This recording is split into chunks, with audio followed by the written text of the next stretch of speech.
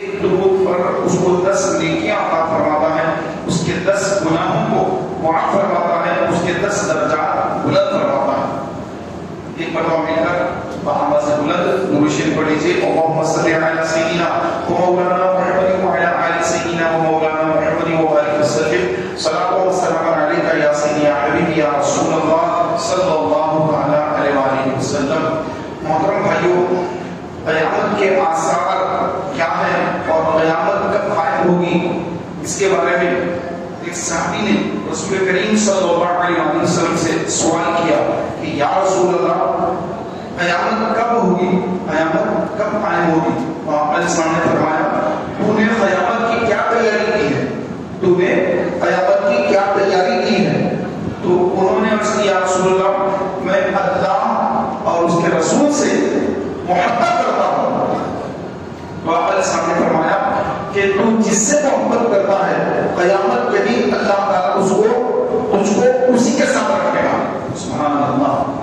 تو جس سے محبت ہوگی دنیا میں، اس کو اللہ قیامت کے دن اس کے ساتھ کر دے گا، اس کے قریب کر دے گا، اس کے ساتھ اس کا معاملہ فرما دے گا۔ اب قیامت کے جو آثار ہیں، تو آپ علیہ السلام نے قیامت کے آثار بیان فرمائے کہ قیامت سے پہلے کیا کیا ہوگا، کیسے حالات ہوں گے، ساری خبریں نبی کریم علیہ السلام نے امت کو بتا دی، خبر دے دی کہ قیامت سے پہلے کیا معاملہ ہوگا اور مسلمانوں کا کیسا معاملہ ہوگا، اور اسلام کتنا پھیلے گا، اور اسلام کی جو بہاریں ہیں وہ پوری دنیا میں چھا جائیں گی، اسلام چھا جائے گا، اور پھر مسلمانوں کے ساتھ کیا کیا معاملے ہوں گے، کیا کیا پریشانیاں آئیں گی، کیا کیا مسلمانوں کے لیے راحتیں اور آرام ہوگا، اور دین کیسے پھیلے گا، یہ ساری خبریں آپ علیہ السلام نے دے دی ہیں۔ آپ علیہ السلام نے ارشاد فرمایا کہ قیامت سے پہلے مسلمان تعداد میں بہت زیادہ ہوں گے، تعداد میں بہت زیادہ ہوں گے، لیکن مسلمانوں کو مارنے کے لیے، مسلمانوں کو قتل کرنے، مسلمانوں پر حملہ ور ہونے کے لیے کفار متحد ہوں گے اور ایک دوسرے کو بلائیں گے اور ان کو مارنا ہے۔ تو صحابہ نے پوچھا، یا رسول اللہ، کیا مسلمان تعداد میں کم ہوں گے کہ کفار اس طرح مسلمان پہ حملہ کریں گے؟ آپ علیہ السلام نے فرمایا نہیں، بلکہ مسلمان تعداد میں بہت زیادہ ہوں گے اور کفار ان پر ایسے حملہ ور ہوں گے کہ جیسے کوئی دسترخوان پر بیٹھ کر کھانے کے لیے ہاتھ اٹھاتا ہے تو دوسرا بھی اس کے اوپر ہاتھ اٹھاتا ہے کہ وہ بھی کھانا چاہتا ہے، یہ بھی کھانا چاہتا ہے، جس طرح سے دستر پر ہاتھ آگے بڑھاتے ہو، اس طرح مسلمانوں پر کفار مسلمانوں کا قتل کرنے، مسلمانوں کو مارنے کے لیے ایک دوسرے کو بلائیں گے اور ایک دوسرے پر سبقت دے جائیں گے۔ یہ حال مسلمانوں کا ہوگا۔ صحابہ نے پوچھا، سرکار، کیا مسلمان کم ہو جائیں گے؟ ایسا کیوں ہو جائے گا؟ آپ علیہ السلام نے فرمایا، کم نہیں ہوں گے، مسلمان کم نہیں، مسلمان بہت زیادہ ہوں گے، لیکن ان کے دل میں دنیا کی محبت ہوگی اور موت سے ڈریں گے۔ موت کا ڈر اور دنیا کی محبت، یہ دو چیزیں مسلمانوں کے دل میں آ جائیں گی، اس کے سبب ان کے اندر جو ایمانی کیفیت ہے وہ کم ہو جائے گی۔ انسان جب موت سے ڈرے گا تو چاہے گا کہ میں زندہ رہوں، زندہ رہنے کے لیے وہ کچھ بھی کرنے کو تیار ہوگا۔ اگر کہیں پر مسلمانوں پہ ظلم ہو رہا تو یہاں کا مسلمان دیکھ کر سمجھے گا کہ نہیں، مجھے جینا ہے، مجھے بچنا ہے، مجھے مرنا نہیں ہے، میں مانے جاؤں گا، میں اس کی مدد نہیں کروں گا، تو وہ یہاں پر بیٹھا ہے۔ پھر جب اس پر حملہ ہوگا، جب یہ مارا جائے گا، تو پھر دوسرا مسلمان کو دیکھ کر یہ کہے گا کہ نہیں، میں مان نہیں جاؤں گا، اگر میں کسی مدد کو گیا تو میں مارا جاؤں گا۔ تو وہاں پھر وہ اکیلا ہوگا، پھر وہاں اس کو جب مار پڑے گی تو پھر دوسرا دیکھ کر کہے گا کہ نہیں، مجھے نہیں جانا ہے، مجھے اپنے آپ کو بچانا ہے۔ تو اس طرح ایک دوسرے کی مدد نہیں کرے گا اور سب الگ الگ ہوں گے تو سب مارے جائیں گے اور مسلمانوں کا خون بہے گا۔ لیکن یاد رکھیں، اللہ کے رسول صلی اللہ علیہ وسلم نے ارشاد فرمایا کہ مسلمان اللہ نے اس دین کو غلبہ دیا ہے۔ یہ دین کبھی مٹنے والا نہیں، یہ دین تو پھیلے گا، یہ دین تو پوری دنیا پر غالب ہو کے رہے گا۔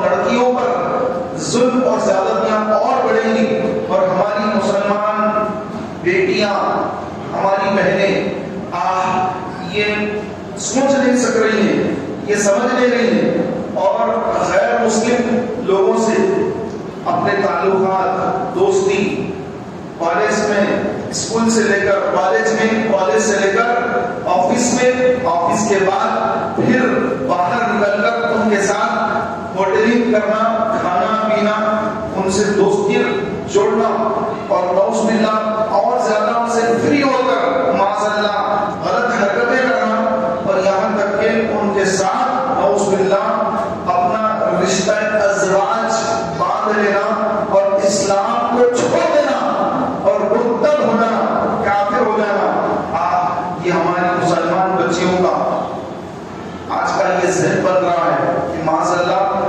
کہ ہم ان کے ساتھ خوش ہیں۔ یاد رکھیں کہ جب کوئی مسلمان اس طرح کی حرکت کرتا ہے تو میرے پیارے بھائیوں، اللہ تبارک و تعالیٰ عز و جل کا جلال، اللہ کا جلال جب آدمی گناہ کرتا ہے تو وہ ایک گناہ کی وجہ سے دوسرے لوگ بھی اس کی وجہ سے مسائل میں آتے ہیں کہ ایک آدمی گناہ کرتا ہے تو یہ ایسا نہیں کہ وہ کر رہا میں تو کچھ نہیں کر رہا ہوں، نہیں، ایسا نہیں، بلکہ فرمایا گیا کہ ایک بات پر اللہ تعالیٰ نے ایک بستی کو ہلاک کرنے کا حکم دیا، وہ بستی کو ہلاک کرنے کے لیے، نصف و نابود کرنے کے لیے عذاب کے فرشتے زمین پر آ گئے، اور جب دیکھا کہ کچھ وہاں پر علماء ہیں، نیک لوگ ہیں اور متقی پرہیزگار لوگ ہیں، تو پھر ان فرشتوں نے عرض کیا، اے اللہ، تو نے ہمیں اس بستی کو تہس نہس کرنے کا حکم دیا، لیکن یہاں پر تیرے نیک بندے بھی ہیں جو تیرے ذکر میں مشغول ہیں، تیری عبادت کر رہے ہیں، اے اللہ ان پر عذاب کیسے کریں؟ یہ ساری بستی کو اگر عذاب میں ہم مبتلا کر دیں گے تو گناہگاروں کے ساتھ ساتھ، بدکاروں کے ساتھ ساتھ، تیرے نافرمانوں کے ساتھ ساتھ تیرے نیک بندے بھی پیچھے جائیں گے، تیرے نیک بندے بھی ہلاک ہو جائیں گے، اے اللہ ان کو ہم کیسے عذاب کریں؟ تو اللہ تعالیٰ نے کیا فرمایا کہ اے فرشتوں، سب سے پہلے عذاب ان لوگوں سے شروع کرو کہ یہ وہ لوگ ہیں کہ جب میری نافرمانی ہوتی تو یہ لوگ دیکھ کر ان کے چہرے پر ناگواری کے آثار نہیں آتے، یہ ان برے لوگوں کو منع نہیں کرتے، یہ ان گناہگاروں کو گناہوں سے روکتے نہیں، ان کو منع نہیں کرتے، بلکہ اپنی عبادت میں لگے ہیں، اپنی عبادتوں میں لگے ہیں، لیکن دوسرے مسلمان کو وہ برائی میں مبتلا ہے اس کو نہیں روکتے، لہذا میرا عذاب انہیں سے شروع کرو اور ان کی چیخوں کی آوازیں مجھے سنائی دے، یہ حکم ہے۔ تو پیارے بھائیوں، فرشتوں نے اللہ کے حکم پر عمل کرتے ہوئے ساری بستی کو اٹھا کر نیچے کر دیا، اوپر اٹھایا نیچے کر دیا، ساری بستی تہس نہس ہو گئی، اور وہاں پر کوئی انسان، کوئی جاندار باقی نہ رہا، اور وہ لوگ جو نیک تھے، متقی تھے، پریشان تھے، علماء تھے، اچھے لوگ تھے، لیکن اللہ کا عذاب انہیں سے شروع کیا گیا کہ اس وجہ سے کہ جب برے لوگوں نے برائی کی تو نیک لوگوں نے انہیں روکا نہیں، انہیں برائی سے منع نہیں کیا، کہا کہ بھائی ہم کیا کریں، ہم تو نماز پڑھ رہے ہیں، ہم تو روزہ رکھ رہے ہیں، ہم تو زکات دے رہے ہیں، ہم تو حج کر رہے ہیں، اگر وہ مسلمان گناہ کر رہا ہے وہ اس کا ذمہ دار ہے، وہ بچی گناہ کر رہی ہے وہ اس کی ذمہ دار ہے، وہ اس کا ذمہ دار، اس کا ذمہ دار، ہم دوسروں کو ذمہ دار ٹھہرا کر اپنی عبادت اور ریاست میں مشغول رہیں گے تو اللہ تعالیٰ ناراض ہوگا اور ساری عبادتیں، ریاستیں سب رائگاں ہو جائیں گی، اور اللہ تبارک و تعالیٰ عز و جل سب سے پہلے ایسے نیک لوگوں سے ہی عذاب کو شروع فرمائے گا، اور بعد میں گناہگار لپٹ میں آئیں گے، پہلے نیکوکار لپٹ میں آئیں گے۔ تو اس حدیث پاک کی روشنی میں پیارے بھائیوں، اگر کہیں پر گناہ ہو رہا ہے، کوئی غلط کام ہو رہا ہے، تو ہمارے لیے ذمہ داری ہماری یہ ہے کہ ہم اس گناہ کو اپنے ہاتھ سے روکیں، ہاتھ سے نہیں روک سکتے، اپنی زبان سے روکیں، اپنی زبان سے نہیں روک سکتے، تو اس کو دل میں برا جانے اور اس کمزور ایمان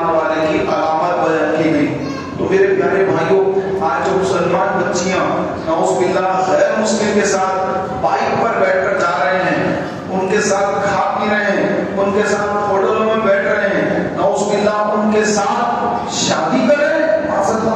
ایک مسلمان بچی جب پیدا ہوئی، اس کے باپ کو کتنی خوشی ہوئی، اس کے باپ نے اس کے کان میں اذان دی، ایک کان میں اذان، ایک کان میں اقامت دی گئی۔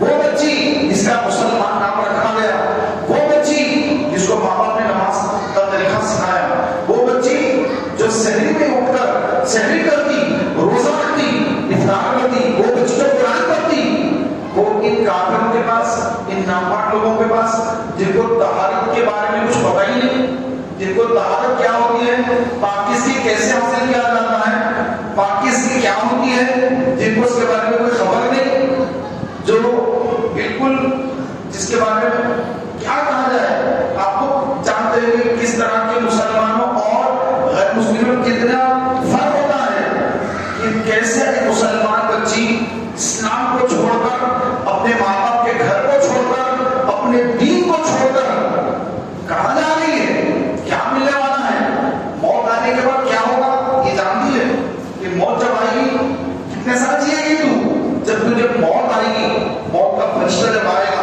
اور جب تیری روح نکالے گا تو کیسی شکل میں تیرے پاس موت کا فرشتہ آئے گا تجھے خبر ہے؟ ماں باپ نے تجھے نہیں بتایا کہ کافر کی روح کیسے قبض کی جاتی ہے؟ جب کسی کافر کی روح قبض کی جاتی ہے تو اس کا روح قبض کرنے والے جو فرشتے ہیں، حضرت اسرائیل علیہ السلام، ایسا ڈراؤنی چہرہ، ایسا خوفناک چہرہ کہ انسان کبھی وہ چہرہ دیکھا نہیں، وہ چہرہ لے کر موت کا فرشتہ جب ایک کافر کی روح قبض کرنے آئے گا تو اس وقت پتا چلے گا کہ ایک مسلمان کی موت اور ایک کافر کی موت میں کتنا بڑا فرق ہے۔ صرف موت میں ہی نہیں، موت کے بعد سے لے کر ہمیشہ ہمیشہ ہمیشہ کے لیے ایک مسلمان ایک غیر مسلمان میں کتنا بڑا فرق ہے کہ اللہ تبارک و تعالیٰ کے حکم سے جب کسی کو موت واقع ہوتی ہے، ملک الموت علیہ السلام جب روح قبض کرتے ہیں اور روح قبض کرتے وقت جو فرشتہ روانی شکل، بھیانک چہرہ، خطرناک چہرہ وہ لے کر جب سامنے آتا ہے تو اس وقت وہ چہرے کو دیکھنا ہی سب سے بڑا عذاب ہوتا ہے۔ اللہ کے خلیل ابراہیم علیہ السلام، ان کے پاس ملک الموت علیہ السلام، حضرت اسرائیل علیہ السلام تشریف آیا کرتے، دونوں کی دوستی تھی۔ ابراہیم علیہ السلام نے پوچھا، اے ملک الموت، اے اسرائیل، آپ بتائیے کہ آپ مسلمان کی روح قبض کرتے ہیں، کافر کی روح قبض کرتے ہیں، نیکوکار کی بھی روح قبض کرتے ہیں، گناہگار کی بھی روح قبض کرتے ہیں، آپ ہر ایک کی روح قبض کرتے ہیں، لیکن ہر ایک کی روح قبض کرتے وقت آپ کا چہرہ یکساں ہوتا ہے یا بدلا ہوا ہوتا ہے؟ آپ نے فرمایا کہ جب میں ایک نیک مسلمان کی روح قبض کرتا ہوں تو میرا چہرہ بڑا نورانی ہوتا ہے، میرا چہرہ بڑا نورانی ہوتا ہے، نورانی چہرے میں آ کر اس کی روح قبض کرتا ہوں اور وہ خوشی خوشی اس کی روح تیار ہو جاتی ہے، کیونکہ اس کو اپنے رب کے ملاقات کے لیے وہ مشتاق ہوتی ہے کہ یہ روح نکالنے والا فرشتہ اس کا کتنا نورانی چہرہ ہے، کیوں نہ اس کے ساتھ چلا جاؤں، کیوں نہ اس کے ساتھ جا کر میں رب کا دیدار کر لوں۔ وہ روح تو بے چین بے قرار ہوتی ہے وہ روح قبض ہونے کے لیے، تو میں بڑا نورانی چہرہ لے کر جاتا ہوں۔ لیکن کوئی اگر اللہ کا نافرمان ہے، مسلمان لیکن نافرمان ہے، تو پھر میں نورانی چہرہ لے کر نہیں جاتا، میں ذرا سا گراؤنی چہرہ لے کر جاتا ہوں۔ میرا چہرہ دیکھ کر وہ گھبراتا ہے، ڈرتا ہے، کیونکہ وہ اللہ کا نافرمان ہے۔ جیسے بے نمازی، رمضان کے روزے چھوڑنے والا، زانی، شرابی، ماں باپ کا نافرمان، زکات ادا نہ کرنے والا، حج نہ کرنے والا، گناہوں میں زندگی میں ڈوبا ہوا، اللہ سے توبہ نہیں کرتا۔ گناہ تو انسان سے ہوتا ہے، لیکن توبہ کرنا یہ بڑی چیز ہے۔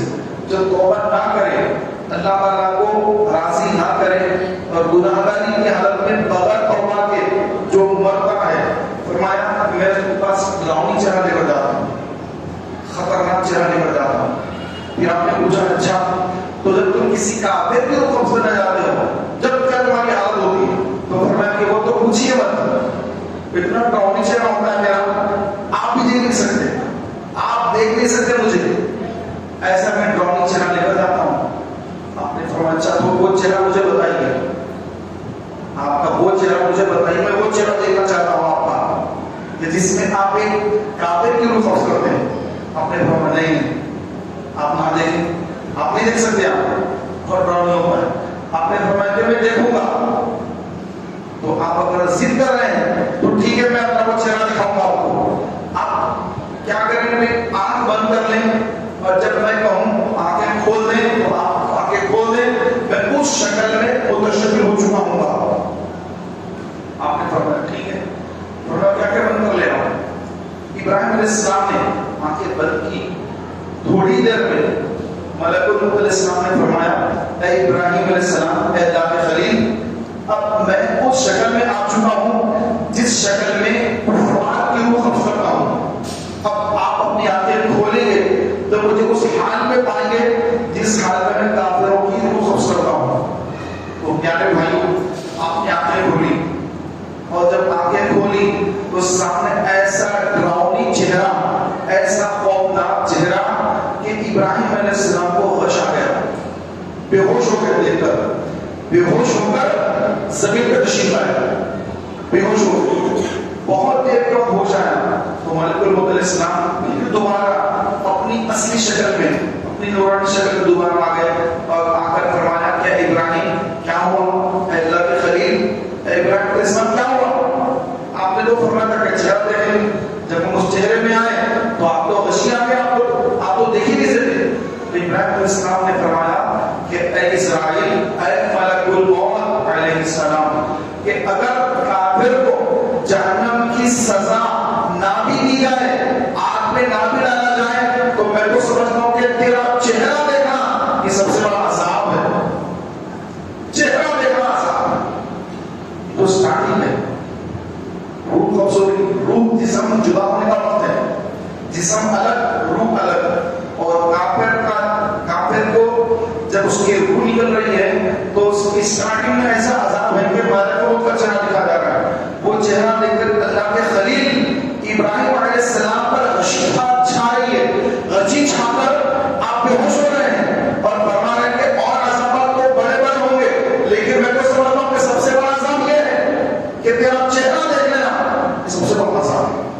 तो ये जो मुसलमान बच्चियां हमारी ये गैर मुस्लिमों के साथ जो एक फैशन बनाकर जो भाग रही हैं और इनके साथ दोस्तियां कर रहे हैं। आज एक वीडियो आई मोबाइल पर, खजूर खा रहे हैं खड़े कर, मुसलमान बच्ची है, देखा होगा आपने, मुसलमान बच्ची है, मलक पेट का जो वाक़या नीचे लिखा हुआ है। इतना दुख, इतना गम हुआ देखकर, इन्ना लिल्लाहि व इन्ना इलैहि राजिऊन। ये हैदराबाद जैसे शहर में, मुसलमानों की आबादी वाला शहर, यहाँ की तहजीब, यहाँ का तमद्दुन, यहाँ का पर्दा, यहाँ का गोशा पूरी दुनिया में मशहूर है। इतना गोशा पर्दा करने वाला शहर हैदराबाद, और यहाँ की मुसलमान बच्चियां सिर्फ बुर्खा पे नहीं है, घर से निकलते वक्त माँ बाप को धोखा दे रही है, बुर्खा पहनकर धोखा देकर घर से निकलकर गच्चों की भट्टी में ठहर कर वो पानी पूरी खा रहे हैं। और एक गैर मुस्लिम बाजू में ठहरा हुआ है, दो गैर मुस्लिम ठहरे हैं और मुसलमान बच्ची जो है उनके साथ ठहर कर बाजार में, हदीस पाक है, बाजार में खाना हल्के पन की निशानी है। जो बाजार में खाना खाते हैं हल्का पन है, समझ लेंगे हल्का आदमी है, बाजार में ठहरे ठहरे खा रहा है, देख के समझ जाएंगे कि हल्का आदमी है, बाजार में खा रहा है। कि हमने कह रहे हैं, हमारे आका ने खबर दी वो शख्स हल्का है, हल्का पन उसके अंदर, कोई मोतबर नहीं है, हल्का आदमी है। तो वो बच्ची, मुसलमान बच्ची गैर मुस्लिम के साथ ठहर कर पानी पूरी रोड पर ठहर कर खा रही है, कितने अफसोस की बात है। इसको खबर नहीं कि एक गैर महरम से बात करना हराम, हराम, हर हराम काम जहन्नम में जाने वाला अमल। तो जब ये नौजुवान मुसलमान काफिर होकर गैर मुस्लिम के साथ शादी करके अपनी जिंदगी बसाने की फिक्र कर रही है, तेरी मौत का फरिश्ता तुम्हें पीछे ठहरा हुआ है, तू कहां तक की जाएगी, मौत का फरिश्ता तेरे पीछे होगा। और جب موت کا وقت آئے گا، خدا نہ خاصہ تو نے اپنا ایمان بدل لیا اور کافرہ ہو گئی، جب تیری روح قبض کرنے کا وقت آئے گا، ملک الموت علیہ السلام تشریف لا کر جب روح قبض فرمائیں گے تو وہ ڈراؤنی چہرہ دے کر جب سامنے آئیں گے تو وہ چہرہ دیکھنا تیرے لیے کتنا مشکل ہوگا. ذرا ہماری بہنیں سوچیں گی، یہ مسلمان بچیاں ہماری اس بارے میں سوچیں گی کہ ڈر کیسا خوف، کیسا تو وقت ہوگا. ملک الموت علیہ السلام تشریف لائے ہیں تو روح قبض ہو رہی ہے، کلمہ کہاں سے پڑھیں گے؟ زندگی بھر تو غیر مسلم کے ساتھ رہی، کافر بن گئی اور اب اس کی روح قبض ہو رہی ہے تو کلمہ نصیب نہیں ہوگا. اور ایک بات یاد رکھیں کہ جب کوئی آدمی مرتا ہے غیر مسلم تو اسلام کی جو حقانیت ہوگی، اسلام کی سچائی، دین کی سچائی، اسلام وحدہ لا شریک اور رسول پاک علیہ السلام کی رسالت اور اسلام دین، قرآن کی حقانیت، یہ تمام چیزیں ہر غیر مسلم کے سامنے واضح کر دی جاتی ہے، اس کو بتا دیا جاتا ہے. تو اب ان کو مرتے وقت معلوم ہوتا ہے کہ اسلام جو ہے وہ سچا مذہب ہے، اللہ واحدہ لا شریک ہے، اس کا کوئی شریک نہیں. محمد صلی اللہ علیہ وسلم یہ اللہ کے آخری رسول ہیں، یہ قرآن یہ اللہ کا کلام ہے. یہ تمام اسلام کی حقانیت، یہ تمام چیزیں یہ غیر مسلم کو اللہ تعالیٰ بتا دیتا ہے. اس وقت غیر مسلم چاہتا ہے کہ میں اب اسلام قبول کر لوں، اب میں اسلام قبول کر لوں. تو فرمایا گیا کہ اب دیکھ کر ہر چیز واضح ہونے کے بعد اب اسلام قبول کرنا اللہ کے پاس مقبول نہیں. اس وقت مقبول ہے بندہ بن دیکھے اللہ پر ایمان لائے، بن دیکھے اللہ پر ایمان لائے، اللہ کو وحدہ لا شریک مانے، اس کے رسول صلی اللہ علیہ وسلم کو آخری رسول مانے اور قرآن کو اللہ کا کلام مانے اور دین کو سچا جانے. میرا دین اسلام ہے، میں اسلام پر چلنے والا ہوں، تو پھر اس کا اسلام قبول ہے، اس کا دین پہ داخل ہونا قبول ہے. لیکن اگر موت کے وقت دیکھ کر کہیں کہ میں کلمہ پڑھا ہوں لا الہ الا اللہ محمد رسول اللہ، تو اللہ تعالیٰ اس کے اسلام کو قبول نہیں کرے گا، اللہ تعالیٰ اس کو رد کر دے گا. تو ان سب کو معلوم ہو جائے گا یہ جو مسلمان بچیاں ہماری معاذ اللہ غیر مسلم سے دوستی کر کے نعوذ باللہ اسلام کو چھوڑ کر کفر اختیار کر رہی ہے، جب موت کا وقت آئے گا اسلام کی حقانیت ان کے سامنے ہوگی اور اس وقت ان کو توبہ کا موقع نہیں ملے گا. اور جب ملک الموت علیہ السلام روح قبض فرمائیں گے تو وہ ڈراؤنگ چہرے کو دیکھنا ہوگا اور اس کے بعد ان کو جب آگ میں ڈال کر جلا دیں گے. امام احمد رضا فاضل بریلوی فرماتے ہیں کہ جیسے زندہ انسان کو تکلیف پہنچتی ہے، اسی طرح ایک مرے ہوئے آدمی کو، اس کی ڈیڈ باڈی کو ویسے تکلیف پہنچتی ہے جیسے زندے کو پہنچتی ہے. اسی لیے فرمایا گیا کہ یہ جو کسی کا انتقال ہونے کے بعد پوسٹ مارٹم کرتے ہیں، پوسٹ مارٹم سینہ چیر دیتے ہیں، اندر سے جو اعضاء ایسا نکال دیتے ہیں، سی دیتے ہیں اس کو، وہ منظر دیکھ نہیں سکتے. ایک عام آدمی وہ منظر دیکھ نہیں سکتا. کیسا انسان کے سینے کو ہتھوڑی سے مار کے، کلہاڑی سے مار کر کیسے اس کو پھاڑ دیا، کیسے اندر سے وہ سب نکال دیا. تو پیارے بھائی، جس طرح زندہ انسان کو تکلیف ہوتی ہے نا، اسی طرح میت کو بھی تکلیف ہوتی ہے، میت کو بھی تکلیف ہوتی ہے. تو جس کافر کی روح کو جلایا جاتا ہے، غیر مسلم کی روح کو جلا دیا جاتا ہے، تو اب چلنے کی جو تکلیف ہوتی ہے وہ ہمیں خبر نہیں کہ کیسی تکلیف ہوتی ہے. تو جلنے والے ہی کو معلوم کہ جلتے وقت کیا تکلیف ہوتی ہے، تو ان کو یہیں پر جلا دیا جاتا ہے. تو جو مسلمان بچی اسلام چھوڑ کر غیر مسلم بن رہی ہے، دین کو چھوڑ کر کفر اختیار کر رہی ہے، جب اس کی موت ہوگی اس کو بھی جلایا جائے گا. مسلمانوں کے قبرستان میں جگہ نہیں ملے گی. مسلمانوں کے قبرستان میں ایسے لوگوں کو جگہ نہیں مل جاتی، ان کو جلا جاتا ہے مرغائی پر لے جا کر جلا دیتے ہیں. اور مسلمانوں کے قبرستان میں جہاں ایک نیک بندہ ہوگا، ایک نیک بندہ، تو اللہ تعالیٰ کی رحمت سے اس کے 4 چاروں طرف اس قبرستان کے چاروں طرف اللہ تبارک و تعالی دائیں بائیں آگے پیچھے چاروں طرف جتنی قبریں ہیں تمام قبروں پر اللہ تعالیٰ رحمت نازل فرماتا ہے اور عذاب کو ختم فرما دیتا ہے، ایک بندے کی برکت سے، ایک ولی کی برکت سے۔ اسی لیے لوگ چاہتے ہیں کہ ہم بھی کسی اللہ والے کی مزار کے قریب ہم کو بھی خبر کے لیے جگہ ملے۔ کیوں؟ کیونکہ وہاں تو رحمت برس رہی ہے، ہم وہاں قریب چلے جائیں گے تو ہم بھی رحمت کے دائرے میں آ جائیں گے، دائرے رحمت میں آ جائیں گے۔ اگرچہ گناہگار ہیں لیکن اس اللہ کے ولی کے قریب ہوں گے تو پھر عذاب کیسے قریب آ سکتا ہے؟ تو وہ رحمت کے سائے میں ہوں گے۔ تو مسلمان کہ اللہ کے ولی کے قریب ہونا چاہتے ہیں، اور مسلمانوں کا جو قبرستان ہوتا ہے وہاں پر جب مسلمان آ کر سلام کرتے ہیں، السلام علیکم یا اہل القبور یغفر اللہ لنا ولکم وانتم سلامون ونحن بالعصر، اور دعا کرتے ہیں، ایسا ثواب کرتے ہیں، تو ہر مسلمان کو، ہر قبر والے کو ثواب ملتا ہے۔ جو قبرستان میں ہے سب کو ثواب ملتا ہے، لیکن جو یہاں سے محروم ہو گیا، یہاں سے محروم ہو کر چل گیا، اسلام کی دولت چھوڑ کر کفر کے ظلمات میں، اندھیرے میں چلی گئی، تو پھر وہ یہ رحمتوں سے بھی محروم کر دی گئی۔ وہ کتنی خوش نصیب مسلمان خواتین تھی جو اپنے مہر کے پیسوں سے مسجدیں تعمیر کرتی تھی، اپنے مہر کے پیسے تعمیر مسجد پہ لگا دیا۔ آج آپ دیکھیں شہر حیدرآباد میں بہت ساری مسجدیں ہیں خواتین کے نام سے، مسلم عورتوں کے نام سے، لیڈیز کے نام سے عورتیں ہیں، اور یہ ہمارا سنی مرکز مسجدیں یہ بھی خاتون کے نام سے ہی ہے، یہ بھی خاتون نہیں نے بنایا ہے یہ مسجد بھی۔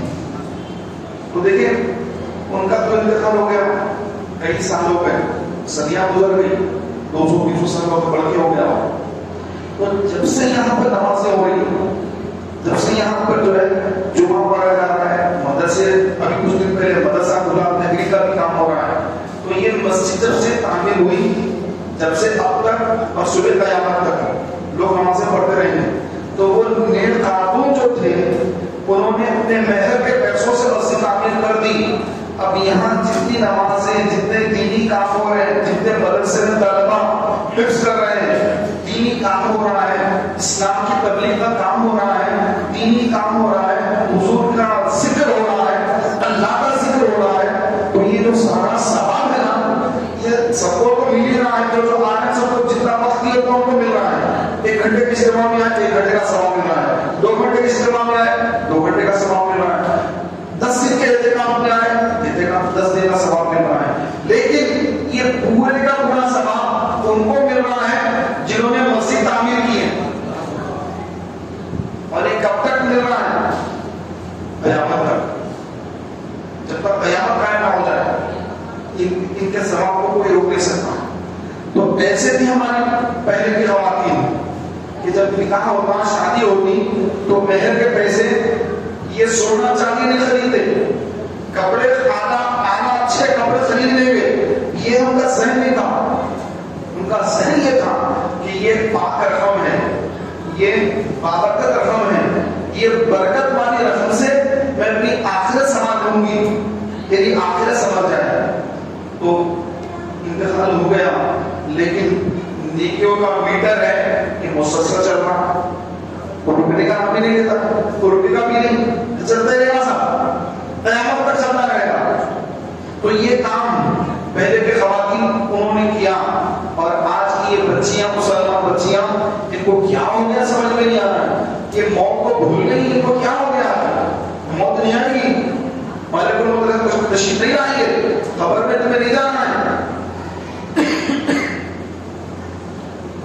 یہ موت کو، خبر کو، آخرت کو اور اللہ کی بارگاہ میں حاضری کو انہوں نے سب کچھ بھلا دیا ہے، سب کچھ انہوں نے چھوڑ دیا ہے۔ کیوں؟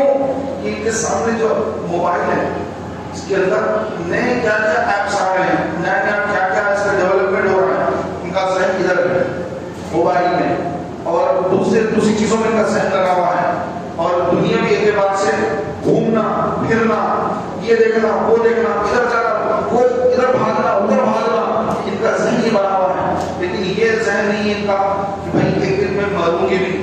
یہ سب چیزیں اپنی جگہ، ایک وقت اس پر وہ بھی آئے گا کہ موت باقی ہوگی.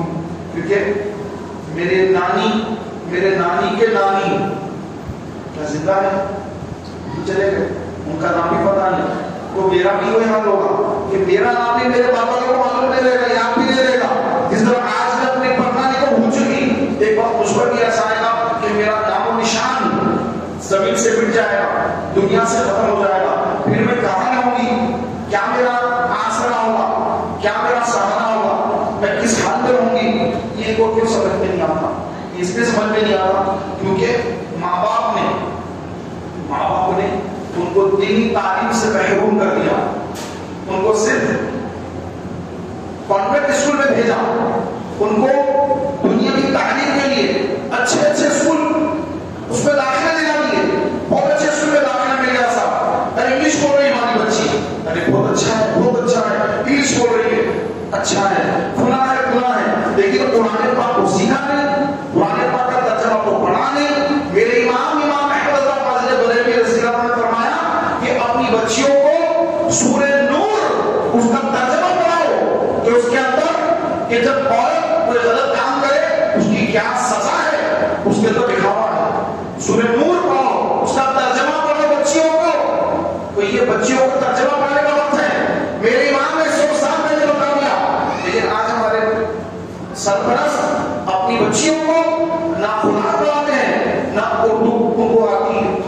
بچیوں کو اردو نہیں آتی، ان کو انگلش آتی ہے، رومن انگلش یا انگلش آتی ہے، لیکن ان کو اردو نہیں آتی ہے. ان کو قرآن پڑھنا نہیں آتا ہے، قرآن کا ترجمہ کو پڑھنے نہیں آتا ہے.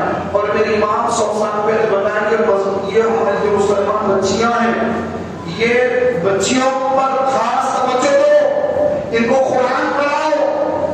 سورہ نور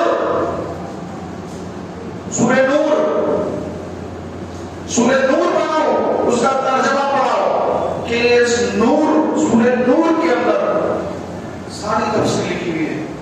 وہ پڑھے گی، ان کے اندر ڈر پیدا ہوگا اللہ کا کہ اتنا عذاب ہوگا، بدنگاہی کریں گے تو یہ عذاب ہوگا، نعوذ باللہ غیر محرم کے ساتھ یہ غلط حرکت کر دیے یہ عذاب ہوگا، اتنے گوڑے مارے جائیں گے، قیامت کے دن یہ حال ہوگا، تو یہ عذاب کیسے برداشت ہوگا. تو ڈر پیدا ہوگا اللہ کا. پھر بے پردگی سے بچیں گی، اپنے دامن کو پاک رکھنے کی کوشش کریں گی، غیر محرم سے پاک کرنے سے اپنے آپ کو بچائیں گی.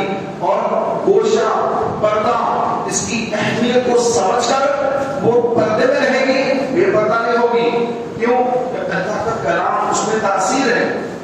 پڑھو تو صحیح، اس کو کھولو تو صحیح. کھولنے کے لیے پاک ہونا ہے، تو پاکی نہیں ناپاک ہے، ذہن ناپاک ہے، دل ناپاک ہے.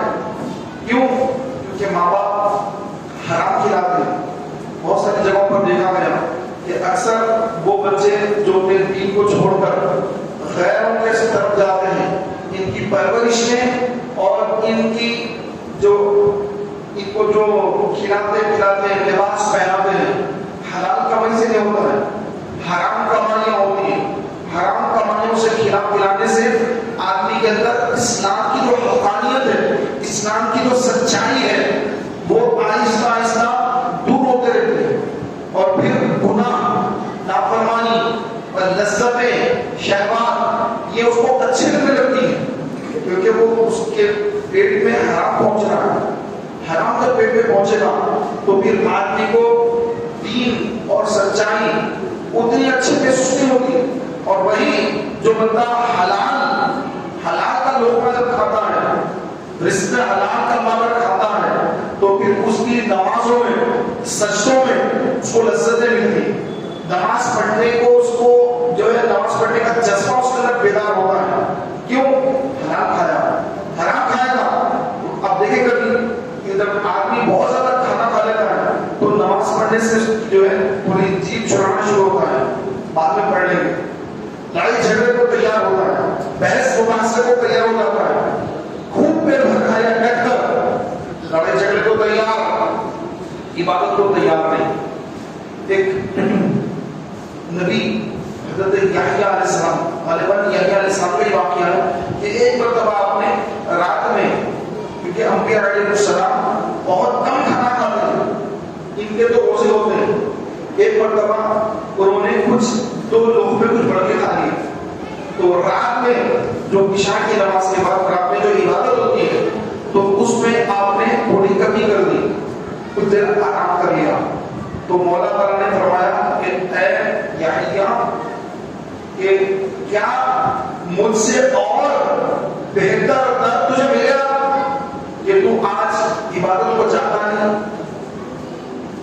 پیارے بھائیوں، انبیاء علیہ السلام کا یہ معاملہ ہوتا ہے کہ اگر کچھ دیر آرام بھی کر لے تو ان کو وہیں پر تنبیہ کی جاتی ہے کہ تم روزانہ عبادت کرنے والے راتوں کو پوری رات جاگ کر آج رات میں تھوڑی دیر کیوں آرام کر لیے کہ ہم سے اچھا در کوئی اور مل گیا کیا؟ تو پیارے بھائیوں ذرا آپ سوچیے کہ آدمی جب ذرا زیادہ کھانا کھا لے، 2 لقمے بڑھ کر کھا لے تو پھر اس کا عبادت میں جو ہے تھوڑی کمی آ جاتی ہے، حلال کھا رہے ہیں، ذرا زیادہ 2 لقمے زیادہ کھا لیے تو عبادت میں کمی آ گئی، تو نعوذ باللہ جو حرام کھائے گا، حرام پیے گا، ڈرنک کر رہے ہیں، کوئی شرابیں پی رہے ہیں، حرام کھا رہے ہیں، نعوذ باللہ طرح طرح کی غلط چیزیں کھا رہے ہیں، استعمال کر رہے ہیں، تو اب یہ حرام چیز جب کھائیں گے تو عبادت میں جی کا لگے گا، نماز میں فجر کو اٹھنے کو جی کا چاہے گا، تہجد تو بہت دور کی بات ہو گئی، فرض نماز جماعت کے ساتھ نماز پڑھنا واجب، تو اس میں بھی آدمی سستی کا نہیں کرے گا، کیوں کہ اس کے پیٹ میں حرام بنا ہوا ہے۔ تو یہ حرام سے بچنا، اپنی اولاد کو حرام کھانے سے بچانا، یہ سب سے پہلے ماں باپ کی ذمہ داری ہے۔ اگر ہم چاہتے ہیں کہ ہماری اولاد صحیح راستے پہ چلے، ان کو رزق حلال کھلایا کریں، ان کو صحیح تعلیم دیا کریں، قرآن سکھائیں۔ نبی کریم علیہ السلام نے فرمایا کہ اپنے بچوں کو اپنے نبی کی محبت سکھاؤ، آل نبی کی محبت سکھاؤ، پھر قرآن سکھاؤ۔ تو حضور کی محبت سکھانا، جب بندہ حضور کی محبت سیکھے گا، میرے آقا علیہ السلام کی محبت ایک مسلمان کے دل میں جب آئے گی تو کسی کافر کی محبت داخل نہیں ہو سکے، وہ کسی کے ساتھ بھاگنے کو نہیں چاہے گا کہ نہیں میرے آقا علیہ السلام کو مجھے منہ دکھانا ہے، قیامت کے روز میرے آقا کو منہ دکھانا ہے۔ قبر میں سرکار تشریف آئیں گے، قبر میں سرکار آئے تو میں قدموں پر گروں، گر فرشتے بھی اٹھائیں تو میں ان سے یوں کہوں اب تو پائے ناز سے اے فرشتوں کیوں اٹھو، مر کے پہنچا ہوں یہاں اس دلربا کے واسطے۔ اب تو جب قبر میں جائیں گے تو آقا نے دیدار نصیب ہوگا، قبر میں سرکار کو وہ دکھانا ہے، تو میں یہ کام ہرگز نہیں کروں گا، یہ کام نہیں کروں گی کہ مسلمان لڑکا ہے، مسلمان لڑکی سوچے گی کیوں؟ سرکار کی محبت دل میں ہے صلی اللہ علیہ وسلم۔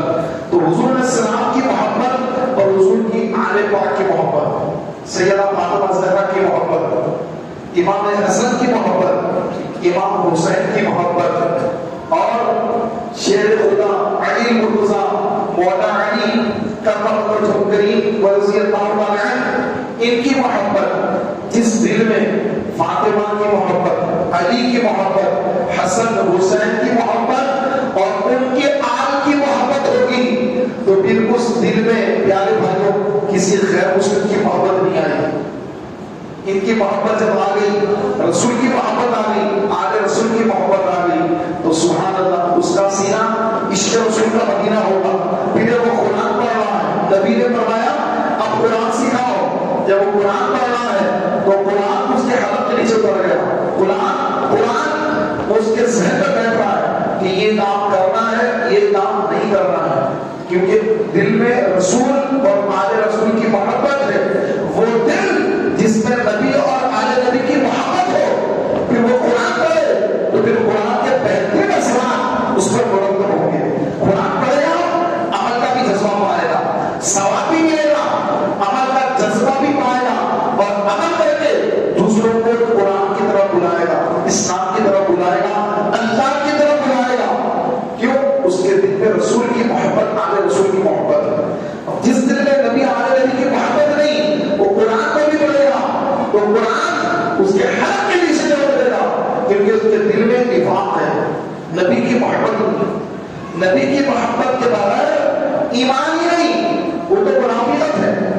نبی کی آل کی محبت کے بغیر قرآن پڑھنا تو اس کے اچھے اثرات مرتب نہیں ہوں گے، اور قرآن پڑھ کر بھی وہ گمراہ ہی رہے گا.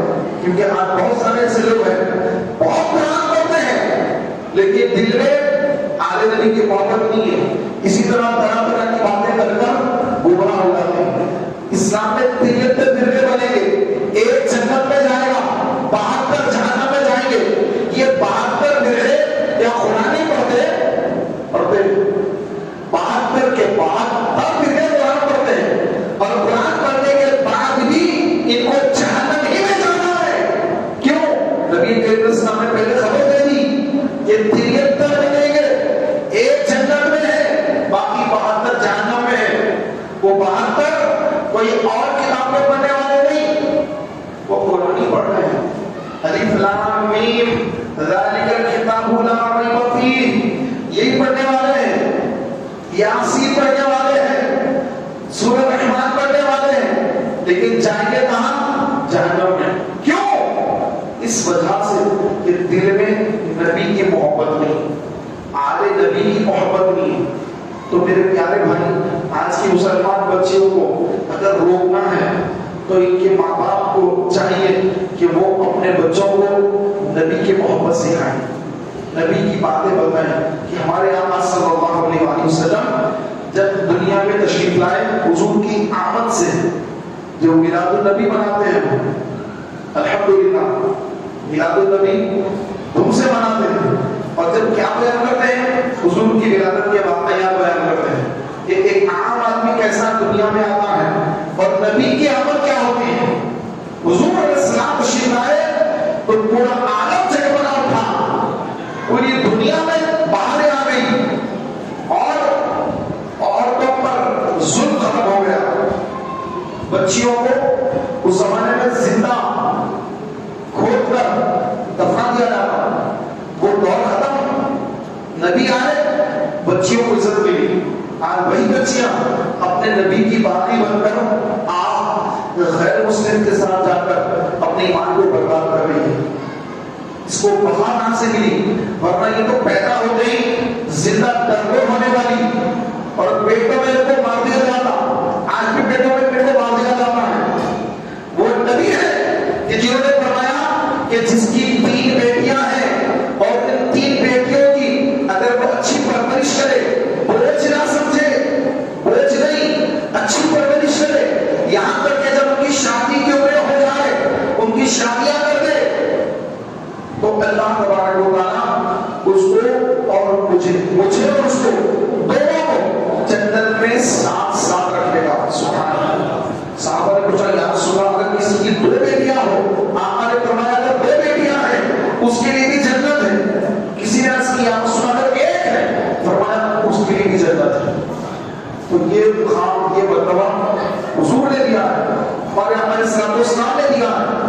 اور وہی مسلمان بچی، وہی مسلمان بیٹی اپنے اس نبی کے دین کو چھوڑ کر، اس اسلام کو چھوڑ کر معاذ اللہ وہ غیر مسلم کے ساتھ جا کر اپنی ہمیشہ ہمیشہ ہمیشہ ہمیشہ کی آخرت، جس میں اس کو کبھی جنت میں انٹری نہیں ملے گی، جنت کا کھانا نصیب نہیں ہوگا.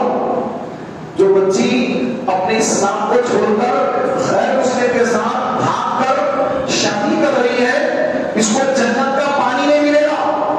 جنت کے نہر سے دودھ بہ رہا ہے، جنت تیار ہو چکی ہے. ایسا نہیں کہ قیامت کے دن تیار ہوگی، نہیں، جنت کو اللہ نے تیار کر دیا ہے. جہنم بھی تیار ہو چکی ہے. جنت اور جہنم دونوں تیار ہیں، اور جو قیامت میں اس میں داخلہ ملے گا، انٹری ملے گی قیامت کے دن. لیکن ابھی وہ بن کر ریڈی ہے، جنت بھی ریڈی ہے، جہنم بھی ریڈی ہے. تو وہ جنت جس میں شراب کی نہر، شراب طہور، پاک شراب، اس کی نہر بہ رہی ہے. دودھ کی نہر، آج دودھ میں پانی ملا جاتا ہے، لیکن جنت کا جو دودھ ہے اس کو کوئی پانی نہیں ملا ہوا، وہ جتنا دودھ ہے، دودھ سفید دودھ، ندی بہ رہی ہے، ہر گھر کے سامنے سے ندی بہ رہی ہے. جتنا چاہے دودھ لے پی لے، وہ ان کو نصیب نہیں ہوگا. جو کافر مریں گے، جو کفر پر مریں گے، ان کو یہ دودھ نصیب نہیں ہوگا، یہ شہد کی جو نہریں بہ رہی ہیں نا جنت میں، یہ ان کو نصیب نہیں ہوگی۔ جنت کے اعلیٰ اعلیٰ محلات، اونچے اونچے محلات، یہ اس میں ان کو کبھی داخلہ نہیں ملے گا۔ جنت کی خوشبو 500 سال کی دوری سے محسوس کی جاتی ہے، یہ جنت کی خوشبو سے محروم ہو جائیں گے۔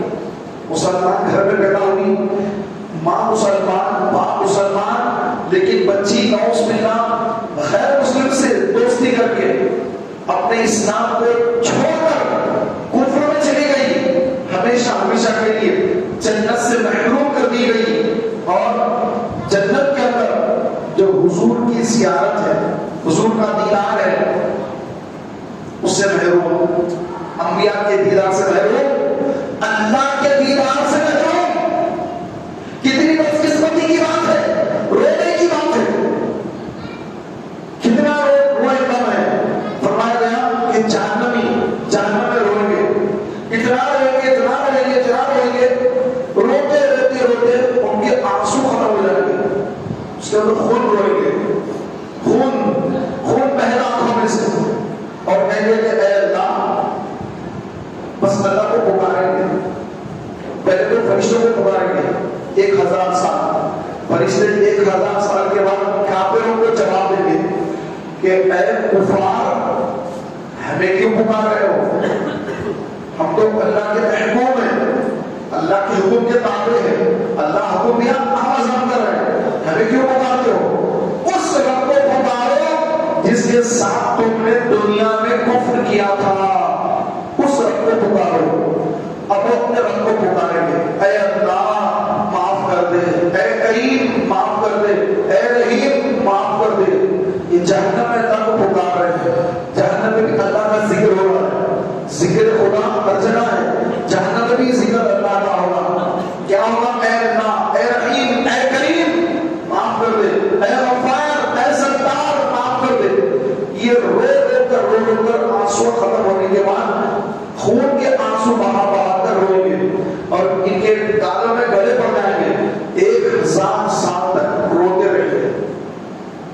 10 منٹ رو نہیں سکتے، آدھا گھنٹہ رو نہیں سکتے، 1000 سال جہنم میں صرف روئیں گے اور رب کو پکاریں گے، رب جواب نہیں دے گا۔ 1000 سال کے بعد رب ان کو جواب دے گا، اور کیا جواب دے گا؟ کہ تم نے میری نافرمانی کی ہی کیوں ہے، تم نے کفر کیوں کیا، اب مجھے تو پکارو، میں تم سے بیزار ہوں، تم وہیں بڑے ہو، مجھے مت پکارو۔ 1000 سال کے بعد جب یہ جواب جو بالکل مایوس کرنے والا جواب ہوگا اللہ کا، جب یہ جواب سنیں گے تو ختم، اب ان کے ہمیشہ ہمیشہ کے لیے جو امیدیں تھیں وہ ختم ہو جائیں گی۔ اتنا رونے کے بعد جواب یہ بھی نہ ہے تو اب تو کچھ ہونے والا نہیں، اب بس وہ ہوں گے اور ان کے آنسو ہوں گے اور بس عذاب ہوگا، ان کو کوئی راحت، کوئی نجات، کوئی وہاں سے نکلنے کی صورت کچھ نہیں بنے گی، اور بس وہ اپنے مخدر پر روئیں گے کہ ہم پیدا نہ ہوتے تو کتنا اچھا ہوگا، کاش ہمیں پیدا نہ کیا جاتا۔ تو میرے پیارے بھائی اس وقت کو یاد کرے کہ اگر کسی کا ایمان ہاتھ سے چلا گیا، کوئی ایمان کو ضائع کر لیا، ایمان کو برباد کر لیا، تو اس وقت سوچے کہ اگر اس کا ایمان برباد ہو چکا ہے تو کیا حال ہوگا وہاں پر۔ کوئی مددگار نہیں ہے، اس کا باپ ہے تو باپ یہ بیٹے سے ناراض ہے کہ میرا بیٹا کفر کیوں کیا، اتنے قریب ان کو چھوڑ کر یہ کفر کیوں کیا۔ باپ بھی اس سے ناراض، بیٹا اس سے ناراض، ماں اس سے ناراض، بھائی بہن اس سے ناراض، کیونکہ اس کا رب سے ناراض ہے تو سب کے سب اس سے ناراض ہی ناراض۔ تو یہ حال ہوگا کافروں کا، اور ہماری مسلمان بچے کو کوئی خبر نہیں، ان کو کچھ پتا نہیں، یہ بالکل جہالت میں گری ہوئی ہے، ان کو کوئی خبر نہیں، یہ سمجھ رہی ہے گھروں سے نکلو جو چاہے کرو، کچھ نہیں ہوگا۔ جب موت آئے گی جب دیکھ لیں گے، کیا دیکھیں گے موت آئی پر مالک الموت کا چہرہ دیکھے گا روانی خبر میں، اگر تم کو خبر میں بھی مانا گیا جلائے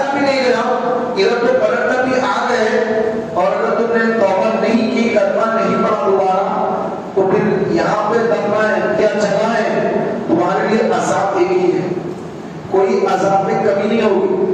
جو کفر پر مرے گا قیامت تک، صبح قیامت تک عالم برزخ میں روزانہ اس کو عذاب ہی عذاب دیا جائے گا، کسی قسم کی کمی نہیں ہوگی عذاب میں۔ میدان محشر جب قائم ہوگا پھر اللہ کا حکم آئے گا کہ جو کافر ہیں ان کو اونٹے منہ جہنم میں داخل کر دو، تو ذلیل کر کے رسوا کر کے ان کے چہرے بگاڑ کر، ایسا چہرہ نہیں ہوگا روز سانپوں سے منہ دھو کے نکل رہے ہیں، ایسا چہرہ نہیں ہوگا، چہرہ کالا سیاہ ہوگا، آنکھیں نیلی، ہونٹ نیچے، زبان نیچے لٹک رہی ہے، ویسا چہرہ۔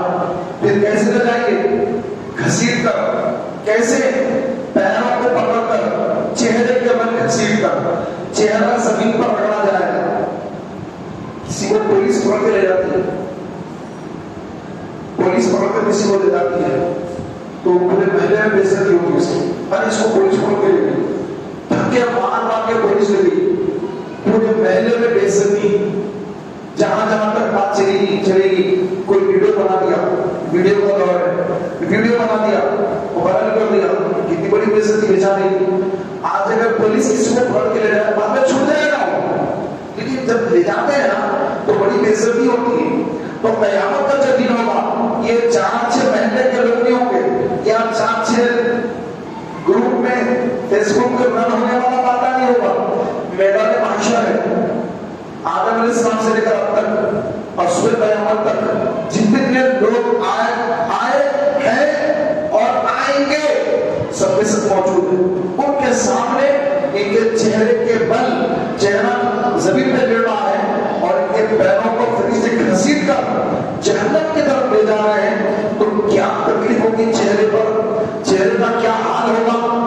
آپ چہرے کو صابنوں سے شیمپو لگا کر دھو کر اب اپنے چہرے کو بڑا صاف کر کریں، قیامت کے روز کافر کو اس طرح لے جایا جائے گا کہ اس کا چہرہ گھسیٹ کر فرشتے جہنم میں اس کو لے جا کے ڈال رہے ہیں، اور جب اس کی گہرائی پہ پہنچے گا، ایسا نہیں کہ یہ گر گیا، یہ گڑا ہے گڑے میں گر گیا، ایسا نہیں ہے، جہنم بڑا گہرا ہے، یہ اتنا گہرا ہے کہ 70 سال لگتے ہیں اس کے تہہ میں پہنچنے کے لیے، 70 سال۔ ایک بڑی چٹان کو لگتے ہیں 70 سال، بڑی چٹان کو جو بڑی سپیڈ سے نیچے آتی ہے، اور انسان کو بڑی چٹان کا وزن نہیں ہے، سورج کو جاتا ہے تو پتہ نہیں کتنے سال لگے گے جہنم کی گہرائی میں پہنچنے میں، تو صرف پہنچنے میں 70,000 سال۔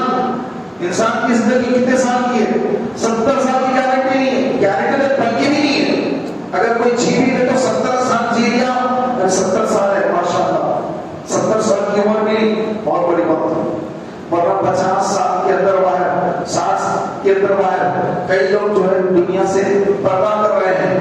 70-80 سال اگر کسی کو عمر مل جائے، یہ بہت بڑی بات ہوگی آج کے حساب سے۔ تو میرے پیارے بھائیوں، زمین جہنم کی تہہ میں جانے کا وقت لگ رہا ہے، تو پھر جب پہنچیں گے وہاں پر تو صدیاں وہاں گزارنا ہے، کیسا ہوگا؟ ہماری مسلمان بچیاں کیوں نہیں سوچ رہی اس کے اوپر کہ ہمارے مسلمان گھروں میں جہنم کے عذابات کے بارے میں بات چیت نہیں ہو رہی ہے؟ یہ کیوں نہیں سنا جاتا ہے ان کو؟ یہ کافر کے ساتھ یہ ہوگا، اللہ کا جو اللہ کو ناراض کر کے کفر کرنے والے کو اللہ تعالیٰ کیسے جہنم میں ڈالے گا، اور وہاں اس کو کیسا عذاب ہوگا، نہ ٹھنڈا پانی، نہ کھانا، نہ وہاں پہ سونا، وہاں پہ تو عذاب ہی عذاب ہے۔ کھانا کھائیں گے تو کیا کھائیں گے؟ روٹی ملے گی، چاول ملے گا، بریانی ملے گی، ارے کچھ نہیں ملے گی وہاں پر، تو ہر کا پھل ملے گا جو کانٹے دار ہوگا، جب اس کو کھائے گا تو گلے میں وہ کانٹے پھنس جائیں گے۔ جو جہنم کی تہہ میں نکلنے والا پھل، جہنم کی تہہ اس میں نکلنے والا پھل، تو ہر کا پھل، وہ جہنم کی غذا، اس کو جب فرشتے دیں گے وہ کھانا چاہے گا، حلق نیچے اتارنا چاہے گا، حلق میں وہ کانٹے پھنس جائیں گے، کہے گا پانی پانی، گرم گرم کھولتا پانی دیا جائے گا، وہ پیے گا تو اس کا پیٹ جو ہے وہ اندر سے اس کی آنت کٹ جائے گی پوری گرم گرم پانی سے، اور پیچھے کے راستے سے نیچے گر جائیں گے۔ چہرہ جو ہے اس کا وہ گرمی کی تاپ ڈالا کر چہرے کا گوشت جھڑ کے نیچے گر جائے گا، اتنا گرم پانی۔ کبھی غور کیا ہے گرم پانی نہاتے وقت دیکھتے کہ کتنا گرم ہے؟ سردیوں کا موسم ہے، ہم چیک کرتے ہیں کہ پانی زیادہ گرم تو نہیں، بہت زیادہ گرم پانی نہیں نہ سکتا، تھوڑا سا میڈیم پانی ہونا چاہیے، جتنا میری باڈی برداشت کر سکتی ہے اتنا پانی گرم ہو، اس سے زیادہ نہ ہو۔ اگر ذرا زیادہ ہو جائے آگے گھبرا جاتا ہے، پھر کتنا گرم گرم پانی، بھائی تھوڑا ٹھنڈا پانی رہنا چاہیے اس کے اندر۔ تو وہ جہنم کا کھولتا پانی اللہ اکبر کیسے پیئیں گے؟ وہ سر پر فرشتے پانی ڈالیں گے، آگ میں جلائیں گے، نہ سونے کا وقت ہے نہ آرام کا وقت ہے، عذاب ہی عذاب ہے، کوئی نیک نام کی کوئی چیز نہیں ہے وہاں پر، آگ ہے آگ، اور وہ چند دن کے لیے نہیں ہے، ہمیشہ ہمیشہ ہمیشہ کے لیے۔ ذرا سوچیے پیارے بھائیوں، دماغ پاگل ہو جائے گا سننے سے۔ سوچیے ذرا کیا ہے کہ کفر کیا چیز ہے، اسلام کیا چیز ہے، ایمان کیا چیز ہے۔ اللہ نے ایمان دے کر ہمیں کیسے دردناک عذاب سے بچایا، کتنا بڑا احسان اللہ کا، اللہ نے بڑا احسان کیا، اور یہ اللہ کے بڑے احسان کے بدلے میں اللہ کے ساتھ کفر کر کے اسلام کو چھوڑ کر یہ خیر مسلم کے ساتھ بھاگ رہی ہے، تباہیاں بربادیاں ان کے لیے، آگ آگ ہے، سانپ اور بچھو کا عذاب ہے، کیسے برداشت ہوگا یہ؟ خدا میرے پیارے بھائیوں، اپنی مسلمان بہنوں کو، ہماری بیٹیوں کو، ہماری بہنوں کو ہمیں چاہیے ان کو سمجھائیں، مدرسے دینی مدرسوں میں کے داخلے دلائیں۔ سب سے پہلے ان کی وہ تعلیم جو مخلوق تعلیم ہے، جہاں اسکول کالج میں بچے بچیاں مل کر جو پڑھتے ہیں، کالجز ساتھ میں پڑھ رہے ہیں، کوئی ایجوکیشن ہے، ہنسی مذاق ہے، کالج کے بعد پھر کالج سے باہر نکلے کینٹین میں چلے گئے، ایک دوسرے کے ساتھ بیٹھ کے کھا رہے ہیں، پی رہے ہیں، فری ہو رہے ہیں، یہیں سے معاملے خراب ہو گئے۔ تو یہ تعلیم نہیں، ان کو تعلیم کو سیدھے، ان کو وہ تعلیم دے جو ان کو اللہ رسول کے قریب کرنے والی ہو، تاکہ ان کی قبر جنت کا باغ بنے، قیامت میں ان کو عرش کا سایہ ملے، سیدہ فاطمہ زہرا کی کنیز بن جائے، تو ان کے لیے نجات ہے، ورنہ ان کے لیے دردناک عذاب ہے۔ یہ آج کل تو سمجھ رہے ہیں کہ بھائی پردہ کرنا، برقع، یہ سب کیا ضرورت ہے اس کی؟ تو یہ صرف برقع اب تو ڈیفینس کے لیے پہن رہے ہیں، برقع کیوں پہن رہے ہیں مسلمان بچے آج کل؟ کہ کوئی ہمارے خاندان کے لوگ نہ دیکھ لے، ہمارے بھائی نہ دیکھ لے، ہمارے بھیا نہ دیکھ لے، ہمارے ابا نہ دیکھ لے، اس لیے برقع پہن کر یہ غیروں کے ساتھ گھوم پھر رہے ہیں۔ یہ شرم، حیا، اللہ کا ڈر، خوف کہ بھائی میں خاتون ہوں اور مجھے پردہ کرنے کا حکم اللہ نے دیا ہے، لہٰذا میں پردہ کروں گی، ایسا بہت کم مسلمان بچے ایسا سوچ کر برقع پہن رہی ہے، بلکہ اس لیے برقع پہن رہی ہے کہ ہم برقع پہن کر سب کو دھوکہ دے سکتے ہیں۔ یہ چل رہا ہے آج۔ تو اپنے بچیوں کو قرآن سکھانا چاہیے، سورہ نور اس کا ترجمہ ہم کو سکھانا چاہیے، اور ان کا داخلہ مدرسوں میں کرانا چاہیے، اسکول بند کرے گا، تھوڑا پڑھا دے، چھوٹے بچے ہیں تھوڑا پڑھا دے ان کو، جب کچھ سیکھ لیں اس کے بعد مدرسوں میں داخلہ دینا ہے، 4th 5th 6th تک پڑھا دے، مسئلہ نہیں ہے، تھوڑا بہت پڑھ لیں گے کافی ہے۔